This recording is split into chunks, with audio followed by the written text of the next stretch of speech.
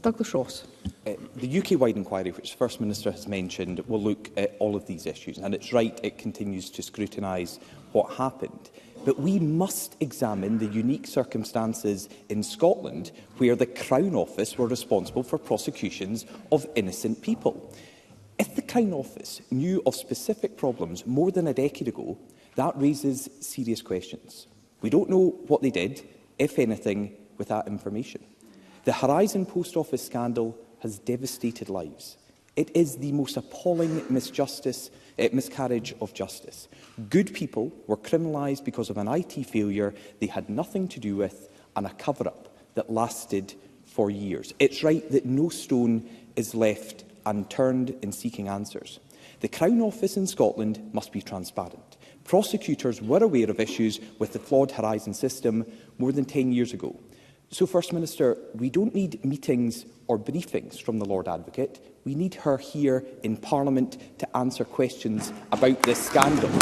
Does the First Minister agree that the Lord Advocate should urgently come to this Parliament to answer questions? First Minister. Again, can I just remind Douglas Ross, and this is a really important point, of course, that the Lord Advocate, when she discharges her functions as head of the prosecution service, she does so independently of me.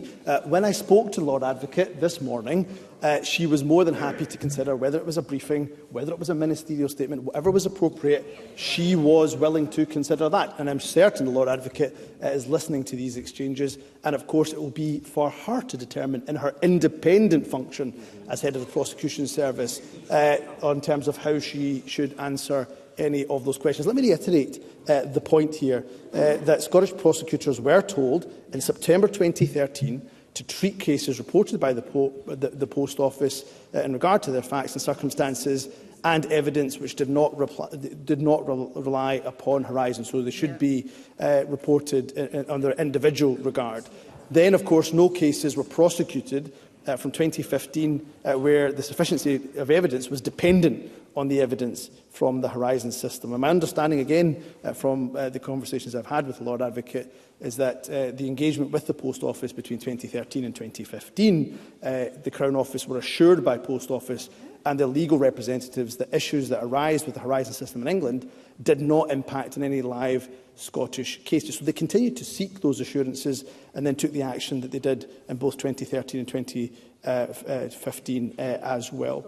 Presiding Officer, I simply end where I started. Time and time again, subpostmasters, subpostmistresses were telling the UK government, they were telling ministers in the UK government that the body that they are wholly responsible for, the Post Office, was lying. They were simply not telling the truth about the Horizon system. Time and time again, they were not listened to. They have waited far too long for justice.